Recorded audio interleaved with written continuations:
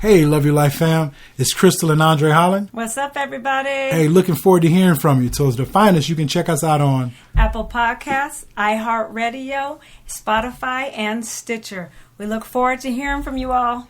Yeah, we came a long way, and that's what the song say. And I can do all things. I can do all things. Yeah, I can do all things. Yeah, hey, Love Your Life family. Welcome back to another Loving Your Life podcast. It is your sis, Crystal. I am back at you today with another discussion about loving your life. I'm excited to be here with you. So good morning, good afternoon, good evening, wherever you are in the world. I hope you're having a productive day, productive afternoon or evening, penciling in some time to pull back and rest and to unplug from some things to truly learn how to love your life. This is what this podcast is all about. And as a disclaimer, everything that is discussed on here, this is not therapy or coaching by radio or counseling. We as individuals have a responsibility to make those connections in our local communities if that is the assistance that you need. The whole purpose of Loving Your Life is to share our story with you, how we've navigated through a lot of pain and suffering and beautiful journeys in our life with God. And it's been beneficial. It has definitely saved our life and has taught us how to help others. And so that is the purpose of really sharing parts of our story to you all. So I want to thank you all for everybody that is tuning in today. Just an update, we are kind of on the cusp out here in Arizona. Kids are starting to return to in-person learning or hybrid learning or remaining online. And as we see as a nation, many numbers are starting to climb with the spread of COVID. So for me and my house, we will remain here. A lot of you know that if you've been listening for any amount of time, it is what it is. I fall into that category of pre-existing conditions. And so we're taking all the necessary steps to protect all of us from any and all viruses, okay? We don't want any type of mess. But today, I've just been sitting in, I don't watch the news every day, but I'll do like a weekly check-in and kind of see the climate of this nation as one that prays for this nation. But as many of you may know, there is exploitation of people's weaknesses and the media fear-mongers. And so there's only so much of it I can tolerate. So I just do enough, like I said, to know how to pray for the nation, know what's going on, and keep my ear to God's word and keep it moving, okay?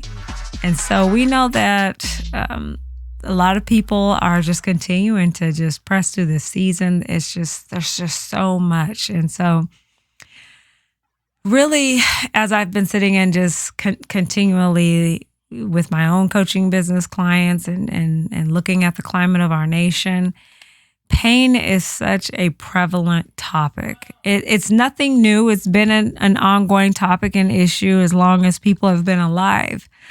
But it's also been an avoided topic, especially the culture of America. If you talk about it, then that's considered weakness. You're not being strong, which is just a hot mess and is so contrary to how God wired us. We are wired to release it and to not contain it. And that is why there's a lot of premature death. There's a lot of addictions. There's a lot of abuse because people just aren't taught or given the space to truly unpack what's really going on in their hearts. And so I really want to unpack today, what has pain taught you? Really being able to look at that question because many times, as you have heard me mention before, anytime something uncomfortable surfaces, us as humans, we automatically are looking for a way out. How do I stop this? How do I push the stop button or the pause button on what's going on? And so you have to ask the question, what has the pain that you've endured taught you?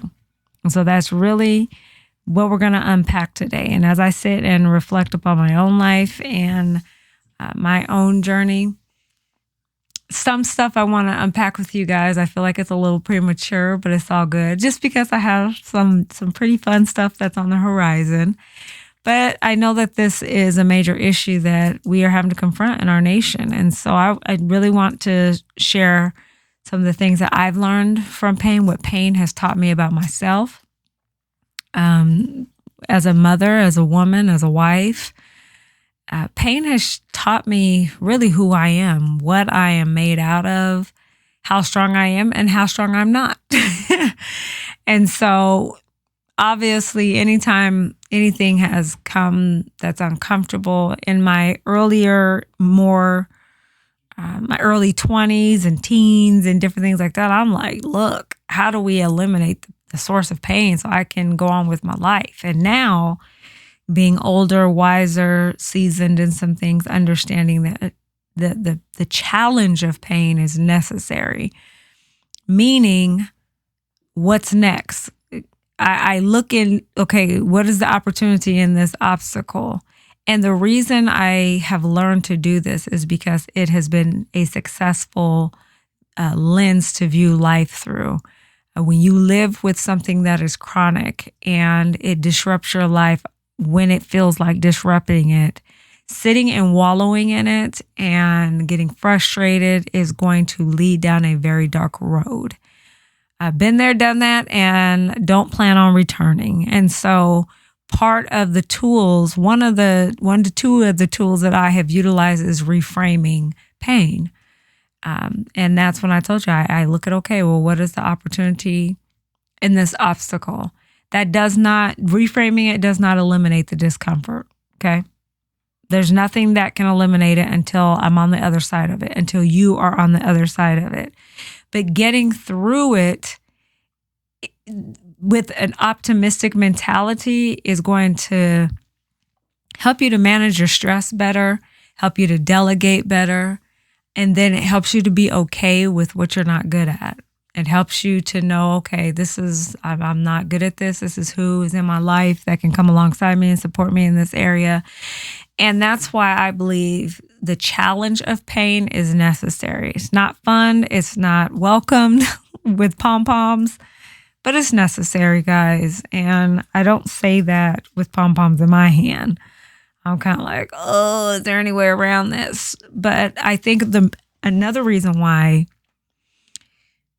we fail to learn in our pain is because a lot of people, or the world system and the church system, has painted this picture that if you live a certain way, walk a certain way, dress a certain way, talk a certain way, have this much education, that you are setting yourself up to not have to experience or feel pain in some form or some suffering in another form. And all of the different titles and opportunities that I just mentioned require work. It requires sacrifice. It requires swallowing your pride. And yes, there are a percentage of people that inherit wealth and they don't develop good work ethic, but that's not always the case. That's not everybody. And for the majority of people, this whole grind thing is real and it's exhausting mentally and physically. And so in order to truly do your part and make an impact on other people's lives, I want to encourage you to identify what is the pain, what is the discomfort, what did the suffering teach you about yourself? And then honor that. Honor like, yo, I'm dope at this, I'm amazing at this, and I am not good at this. It is like really healthy to identify what you're not good at. It's important so that you don't get hung up with false obligations or wasting a very precious gift that we've all been given, and that is time. And so much time is wasted when we are trying to fit in where we don't fit, where we're trying to fix or apply wisdom or knowledge where we're not welcomed, or it's premature, or it's the wrong space, And so these are situations that are good. These are good challenges. If you sit and think about the amount of money you've made, the amount of time that you've invested in relationships, the couches you slept on, being broke, eating ramen, a cup of noodle, whatever your story is or your journey is to get to where you are, It's those moments in your life that revealed and taught you who you were. It's those moments in life that developed that grit that you have now. And so for those of you out there that struggle to develop a good work ethic, or you're frustrated because the amount of time and energy and focus that is required to get to where you want to be, you're going to be disappointed all your life if you truly believe that that is how success happens. Yes, there are people that have stumbled upon miracles, that have stumbled upon great opportunities, but that is not the majority. And unfortunately, the nation that we live in, this is magnified. And so if you're not making such and such amount of dollars, if you don't have this penthouse and this car by such and such date, you feel inadequate. And that's just a system that is truly exploiting your emotions. And you have people taking out money prematurely, getting themselves in financial binds, just to say that they've arrived at some destination in their head. And now they have all this debt, all this pain, and then the people that they hurt in the process to get ahead. And so you always have to go back and pay attention to your source of pain. Identify why it's hurting. And this is why pain is good, because it truly reveals who you are. So you have to identify, why is it hurting you? What part of you is it hurting? And what is the root of it? Okay? Because if you don't, then over time, you'll get yourself caught up in situations where you're trying to put a Band-Aid on certain situations that really require surgery. And there's some stuff that one little encouraging word is not going to help. No, baby, you need to be in some therapy. You need to be there for 6 months to a year to address certain issues. Why? Because when you have put in the work, when you've developed that grit and you've developed that work ethic and you've arrived at a specific destination that you've been working so hard for, you want to be able to sustain it. And if you've reached this peak or this pinnacle in your life that is like, finally, we've got this. You may arrive there unsatisfied. And it's not because you didn't accomplish the goals. It's just because the inner work was never taken care of. And so you're unsatisfied, looking for your works to fulfill what only healing and love can truly uproot. And so if you have parent issues, mama, daddy issues, if you come out of abuse, if you've been shamed, if that's how you were shaped, by being shamed and name called. And so you're easily triggered by anybody who remotely looks at you sideways, says something that they're not responsible for the source of your pain, but you keep ruining relationships because you have not confronted the pain so that you can learn from it. Okay? Everything that we go through, we have the opportunity to learn from it. Let me tell y'all something. When I first got married as a newlywed, fit at the gym all the time, working, going to college with my baby, he just amazing, traveling. And then to slowly start dealing with symptoms that I had never developed, always nauseated. Obviously, people were at the gym trying to get fit and lose weight, and I was losing weight too quick. And it didn't matter what I did, I couldn't slow the weight loss down. And I'm at the stores and at work and people complimenting me on my small frame. And I'm like, oh, dear God, I would do anything for 20 pounds to be back on my body because I was in so much pain. But I knew that this was something that I had to dig really, really deep. And I had to get people around me that I knew were going to be able to carry me in my most vulnerable seasons. Okay? Seasons. It was not a season. We're talking about years of trying to figure out what even doctors couldn't figure out. And in the process, so much was being taken. Having to resign from a job that I loved. Finishing up my college degree, and then I couldn't go into my field of expertise because I was on home care. Dealing with IVs down to 98 pounds. Watching the pain in my husband's face because he couldn't fix what was wrong.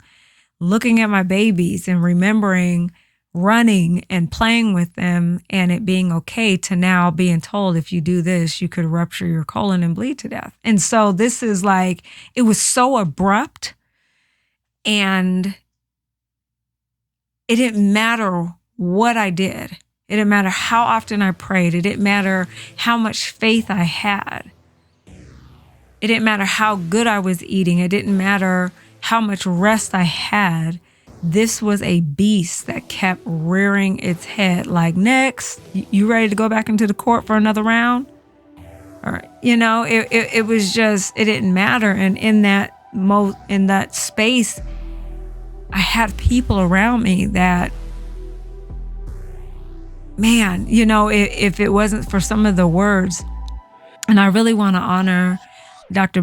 Bishop Jackie Green, because she played such a significant role in my life. And at this point in my life, I didn't know if I was going to make it. And I was a licensed minister at first, and then was ordained, and then was finishing my degree. She just consistently encouraged me, finish your education. And it gave me something else to focus on. And it really developed me. It developed my strengths. And there were things that I was doing that some people in the natural realm were looking at me like, is she crazy? Like, she can barely walk and she's going to school. And let me tell y'all, my last year, it was so bad. I went to my professor and I was like, look, I had started home care and my immune system was a hot mess. And doctors were like, you need to see if your instructors will let you finalize your last 4 weeks at home. And they would not. The school did not approve for me. And so I'm coming to school having to wrap up my arm because I had a permanent IV or PICC line in just to get some form of nutrition in me. And I'll never forget the professor at the time. I was mad. I was like, I can't believe they didn't let me finish up everything. But it was so hands-on. When you're dealing with a degree in any type of criminal investigations, there's a lot of hands-on stuff. And so all of my labs, they required me to be there. And so unbeknownst to me, he had this long, beautiful speech for me at graduation. And it really blessed me. And really, he said he hated to tell me no, but he saw something in me. And he was so gracious to me when I would show up to class and made sure I was comfortable. He made sure, I felt safe. So there were things that he, came alongside me and did, modified some of my assignments because he could see how fragile I was. My main thing was I'm around other people. I don't want these germs. I want to go home. But in this process, his no also gave him an opportunity to love. And that's basically what he conveyed to me. Not knowing his story until the end, that he had a child that had been dealing with chronic illness.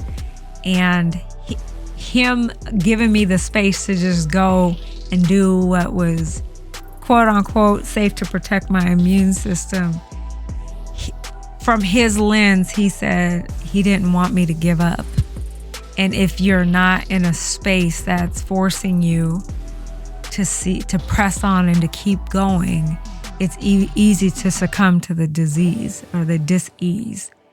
And so he reframed it for me and helped me to look at the potential and all that was being developed in me in that process.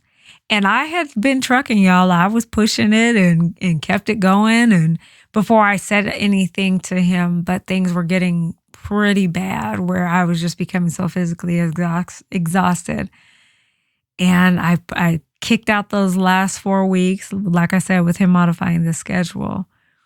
But the blessing in the end was it truly showed me who I am and who the God is that I serve and how amazing he is when we truly yield our weaknesses to God. And so kicking and screaming at the beginning, but celebrating at the end. And so it really comes back down to, you know what, let me look at this different. Because you can look at your marriage, you can look at things that are going on within your parenting and see everything that is wrong.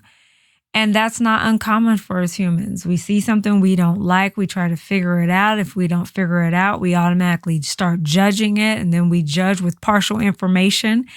And we have made a decision about people and situations off of a moment in their life, and we don't even know their stories. That is what we do here. In America. Again, I can't speak for other nations. And so, but this human being, this man, he said, you know what? I'm not going to judge her off of a moment in her life. Bishop Jackie Green was like, I'm not going to judge you off of a moment in your life. And so these were people, my husband didn't judge me off of a moment in my life. Not that it was easy. Come on, let's keep it real, caregivers. If you're out there caring for somebody and they're always sick or there's always something wrong and it doesn't matter what you do, it's exhausting. And then you may raise a question, is this all in their head? Something wrong with them? Something can't always be this wrong. Been there, done that, and heard that, y'all. Just the most pitiful, sickening remarks that are incredibly painful. And that's another conversation that we will have down the road. But in that, I'm not as even though it's painful. Okay, this is another thing. Let me go ahead and go there. So the pain of understanding and realizing the heart of people that are around you when your story or your journey frustrates them and they start talking about you or making accusations about you. As painful as that is, it's good. You want to know where people stand that are around you. You don't want to keep investing in somebody who really doesn't have your back. They have conversations behind your back. They come up with their own scenarios about who you are because they've had an experience with somebody with similar situation as you, and they truly don't know you, don't know your story, don't know what shaped you or your perspective. But they have a conclusion about you. It's important, even though as painful as it is, that it's teaching you who these people are. So it goes back. What has pain taught you? What did you learn about these people? And number one, they don't need to be in your life. And sometimes that's mama. Sometimes that's grandmama. Sometimes that's daddy, uncle, the people that raised you. And you have to set a boundary. I'm not saying you have to cut them completely out of your life, but I encourage you to put some boundaries in place. And then there are some that you are going to cut away from. And it may be mom, it may be dad. And that is a good thing. Because if they're causing you harm psychologically or physically or spiritually, they're not benefiting you. And that is the choice that they have made. And then God has given you a sacred gift of choice. You choose. I'm going to love my life. I'm going to love me, and I'm going to have a healthy environment. And whoever the individuals are that are toxic in your life, thank you for showing me who you are. Thank you for showing me your heart. Here's the boundary, and keep it moving. And I don't say that off the cuff like it's easy. My husband and I have been through this. It was one of the most painful seasons of our life. Dealing with accusations, incredibly painful.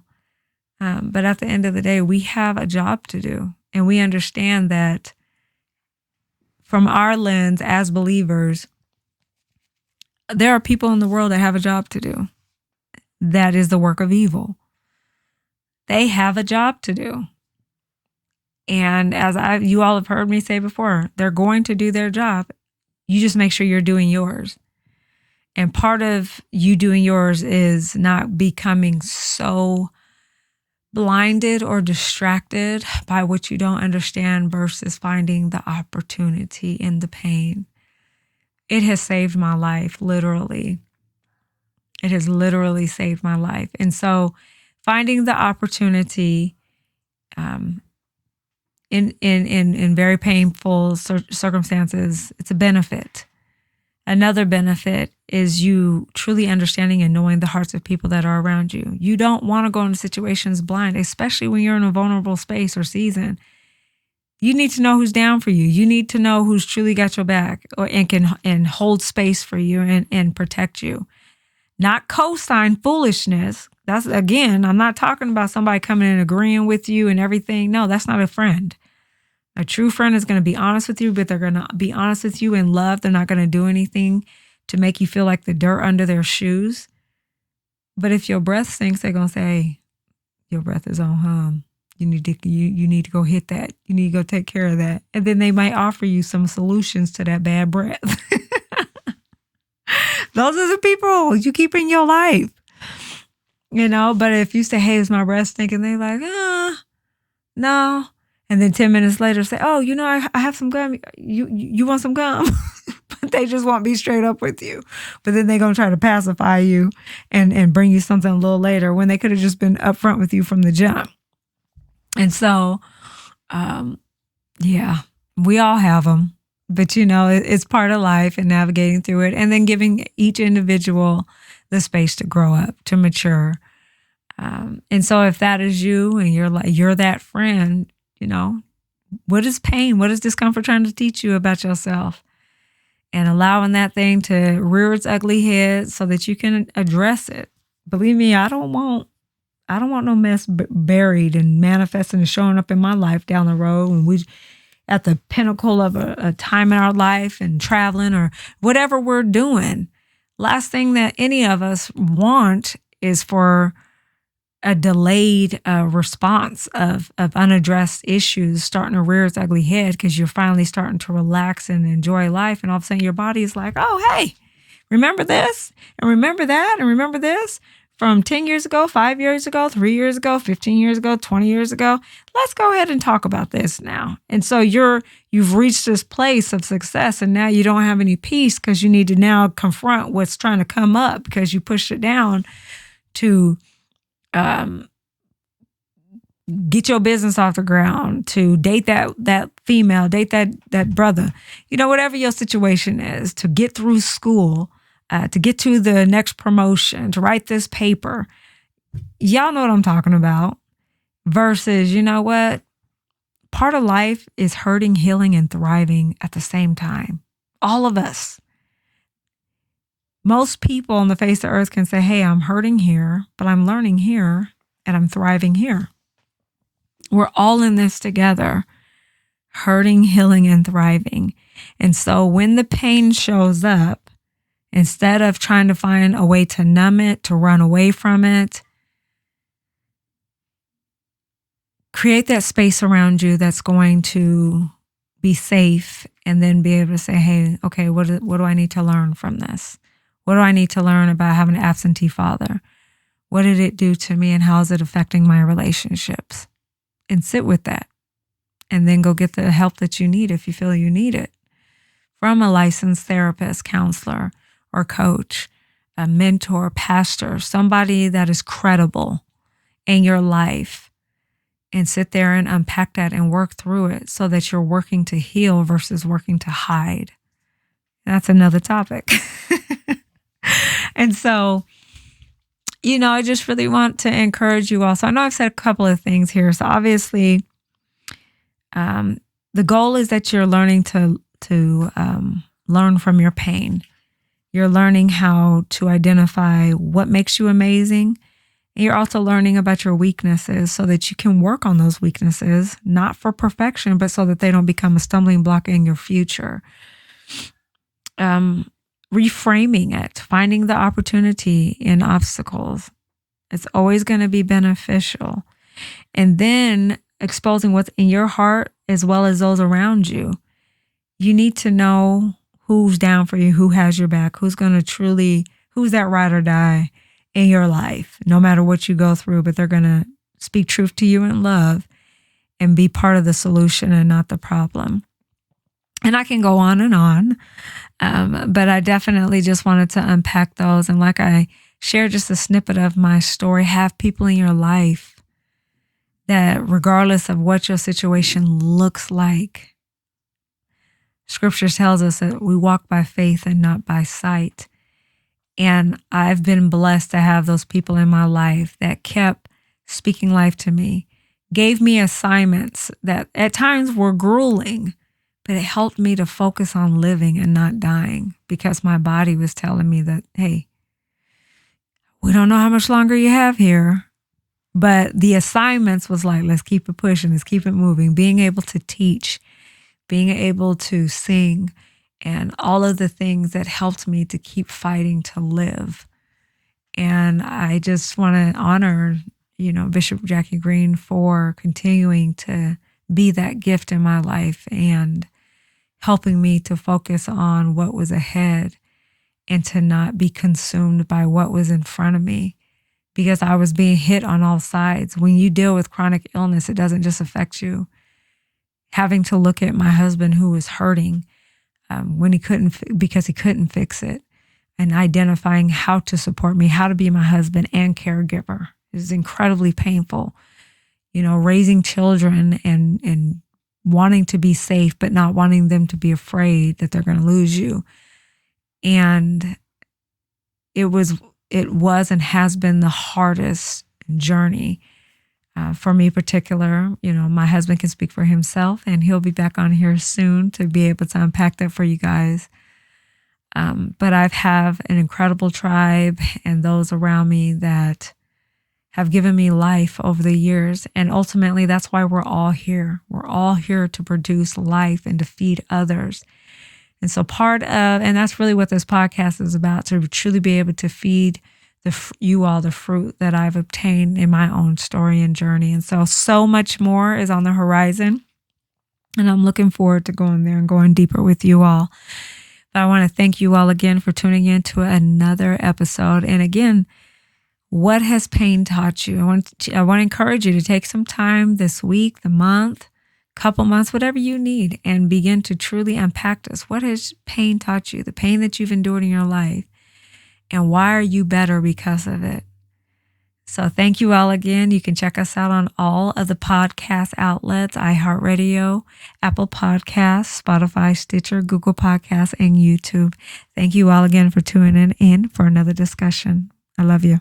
Shout to the city that raised me. Shout to the people that made me. I'm from the 80s. I don't think mumbling wavy. I grew up like on a Jay-Z. Maybe I'm crazy. I ain't been wondering lately. Feel like it's there for the taking. Feel like I'm good with the changes. Know who I am. And that's the most dangerous state. Hey, Love Your Life fam. It's Crystal and Andre Holland. What's up, everybody? Hey, looking forward to hearing from you. So to find us, you can check us out on Apple Podcasts, iHeartRadio, Spotify, and Stitcher. We look forward to hearing from you all.